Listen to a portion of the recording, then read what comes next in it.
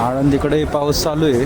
पहिलं तर वाटलं होतं की पाऊस कमी झाला असेल, परंतु आता मी PMPL बसमधनं चाललो आहे, पण पाऊस भरपूर आहे. पाऊस बाहेर आहे बघा, चालूच आहे पाऊस. आळंदीमध्ये गर्दी वाढत चालली. बरेचसे भाविक पाऊस असताना सुद्धा आलेले आहेत. पावसाला आता रामराम ठोकलेलं आहे महाराजांनी सगळ्यांनी. आता सध्या गर्दी भरपूर आहे आणि ही गर्दी वाढत जाण्याचं कारण आहे का आता पाऊस कमी होत आला आहे आणि आता प्रस्थान आज 100% होणार.